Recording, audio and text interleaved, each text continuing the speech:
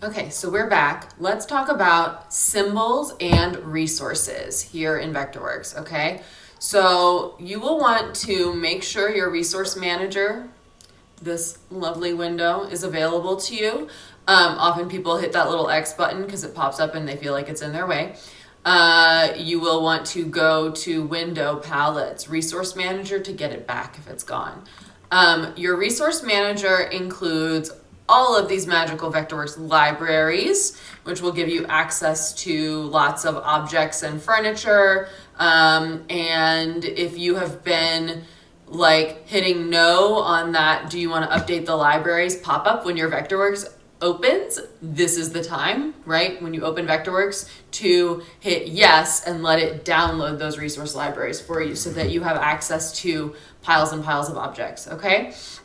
So once we get into this particular project, right, you'll see there are certain resources that are already attached to the file, okay? Some of them include random, different title blocks that I've used in the past, different theater chairs and stacking chairs, dimension settings, walls, pipes, all of that kind of stuff is just sort of tossed in here right now.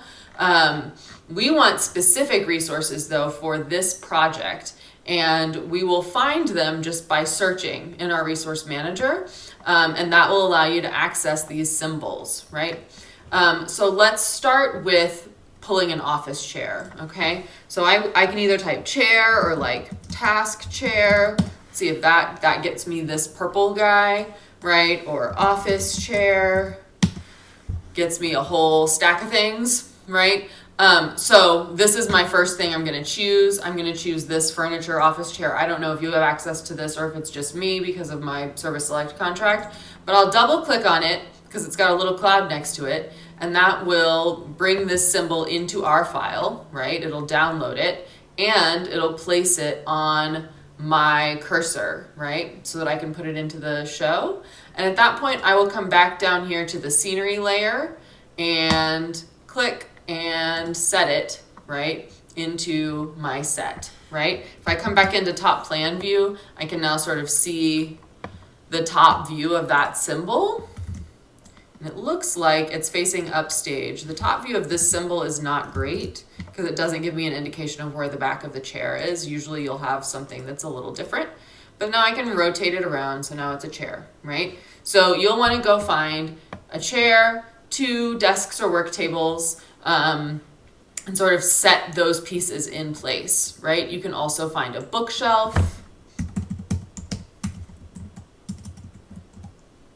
for the coffee table situation. I don't love those 2 shelves. If I just say shelf, I might get some more options. Let's see what that looks like. That's an industrial kitchen shelf, I guess, but hey, maybe it's the one.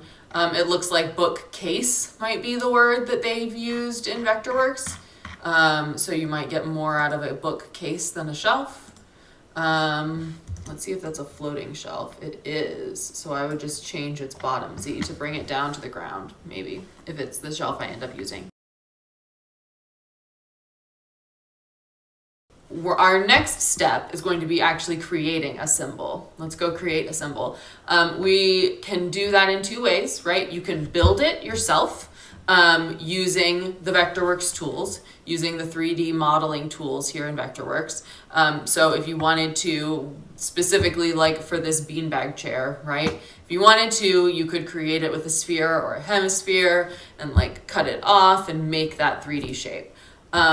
If you want to play that game, go for it. There are plenty of good tutorials about creating those kinds of draping shapes and NURBS shapes and all of that jazz on the Vectorworks website.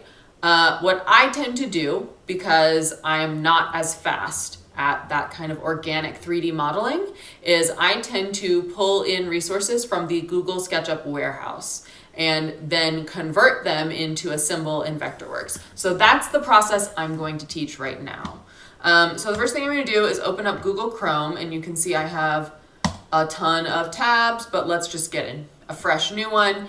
And we're going to go to the Google Sketchup warehouse, and I'll just do Sketchup warehouse, right? My favorite spot, the 3D warehouse, right? These are all 3D models that other people have created, often in SketchUp, and exported. The nice thing about Vectorworks is it will take something from any resource. So if you had a 3D model that was a CAD drawing, or if you have a 3D model that is a SketchUp file, you can pull it into Vectorworks and convert it. We are going to look for a beanbag here. Oh my goodness, so many cute little bean bags, right? You pick your favorite one.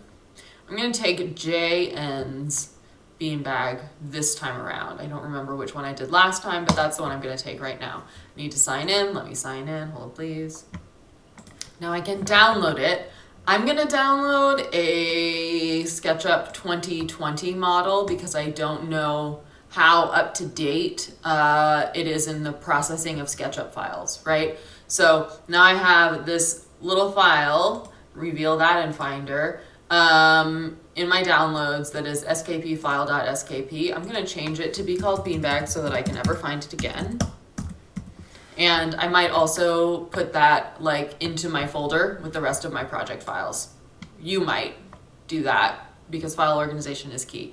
But now I know where it is. It's in my downloads, and I can import it now into Vectorworks. So I go to File, I go to Import, and I will go find a SketchUp option down at the very bottom of that menu. I don't think you could see it. It was cut off on the screen.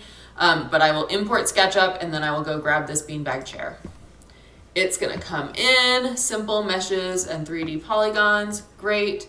We're going to just let it be how it wants to be and pull it in and see what happens, okay? So it should be here somewhere. I don't know where. There it is, right? I hit my little zoom to object button and I found my beanbag, right? So it's come in as like a mesh, and it's also kind of giant sized for this space, okay? First thing I'll do is just make sure its layer is the correct scale, and it is, so that's good. But you'll notice, right, that it's quite large compared to the drafting I'm working on, okay? So I'm gonna now pull myself back into top plan view, and we're gonna edit this in a couple of ways. So first I'll scale it down. I think probably about half as big as it is would be a normal-ish beanbag scale. And I don't want to scale the entire drawing. I want to just scale this object. So I've unchecked entire drawing. So now I think that's a more reasonable beanbag size. And then the next thing I'm wanting to do is update this object and create it as a symbol. I want it to have two kinds of information. I want it to have 2D information so that it looks a certain way in plan view. And then I want to hold on to the 3D information that it came in with for its 3D model view, okay? And this is what symbols give us in Vectorworks, right? It gives us the option of creating one style and visual image in plan view and a different one in the 3D model. This is also going to be helpful for us because right now when we look at this in wireframe in plan view, we're seeing this whole crisscross pattern of its mesh, and we don't want to see that on the ground plan. On the ground plan, we want it just to be like a shape of a beanbag, right? And we'll label it on the ground plan as well. So let's recreate this as a symbol. So I'm going to just select it, and then I'm going to come up to Modify, Create Symbol, okay? So symbol 1, we're going to call it beanbag, chair, okay? It's asking for an insertion point. We're gonna give it a next mouse click insertion point. We're gonna do that. I'm gonna leave the symbol in place. And okay, so now I'm gonna pick an insertion point. You can either pick like the center of it, or I'm gonna pick this edge as the insertion point. It's asking me where to store it, and I'm just putting it in the main folder of this drafting file. So what you'll notice now is when you go back into your resource manager in your file, right? You will now find that there is a symbol called beanbag chair that has appeared because we have created this as a symbol. If I double click on this guy, I now have a beanbag chair on my cursor, okay? However, this is not the perfect symbol just yet, right? Because right now it still looks like a mess in the top plan view. So I'm gonna double click on it, and I actually wanna edit the 3D component, or the 2D component, so sorry. So now I'm editing the top, right? And I'm going to add in a circle that will be the top view when we are not in 3D view, okay? So this is now what it will look like from the top. I'm also going to add in like a smaller circle or an arc that is gonna give me which side of the beanbag chair is the front, like which side is the sitting side. That's a little harder for us to tell right now. So what I'll want to do is like orient this 3D version, the 3D symbol, in a specific direction, right? So that I can see where that front would be. So I'm going to exit the symbol real quickly. It's saying I've converted it to a hybrid symbol by adding screen plane or hybrid objects, and that is what I'd like to do, okay? It's saying the 3D objects is not visible in plan view, right? Now it's gonna be this circle, and that's what I'd like it to be doing. That's why I'm playing this game. So now when I shift into a 3D view, it becomes this shape, right? And when I'm in a top plan view, it becomes this circle, right? And the side of it that's facing the front is over here. So I'm going to just quickly rotate that to the front, confirm that I'm tipping up and looking right into the front of that chair.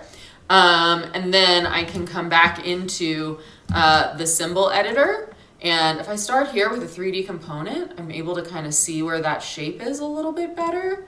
And I'm just going to make a little extra circle, and we're going to drop it in on top of that side. That'll give us this sort of gesture about, actually let's make an oval.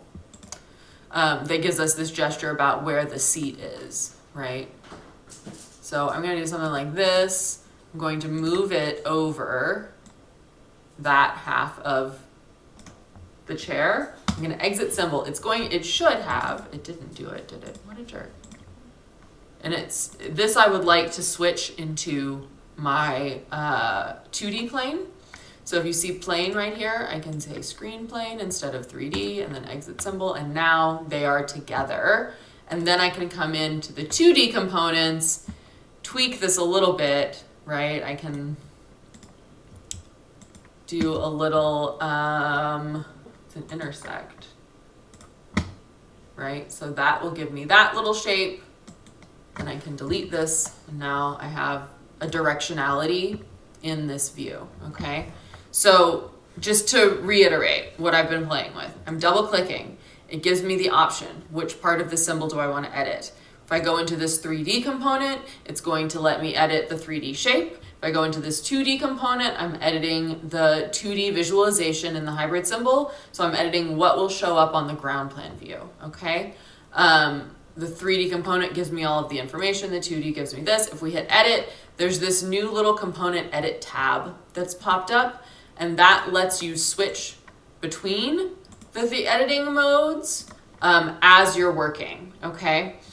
The other thing I did before, right, was I came over here and I changed the plane from a symbol definition or a 3D plane to a 2D plane, and that allowed me to move something that I drew in the 3D version of the symbol. Let me move that thing into the 2D version of the symbol. This may be confusing. We can talk about it more. You can catch up with me on Zoom to figure it out. If all you're able to do is create a symbol where it has a 2D element that is a circle and then the 3D element is the beanbag chair, that's chill. Move on with your life, okay? But this is sort of the more complex level, understanding what you're doing as you're creating a symbol, all right? So now I have this as a symbol. When I come to my resource manager, beanbag chair is something I can pick up on my cursor, right? And I can set it in, and because it now has that sort of direction pointing situation, I can know where I'm placing it, okay? So the only thing I would still want to do is take this beanbag chair and make sure that rather than on this beanbag layer, I want it to be on the scenery layer, right? So I'm just gonna move it to the scenery layer so that I'm not using a beanbag layer that doesn't mean anything. I can even delete that beanbag layer now. So now I have a beanbag chair.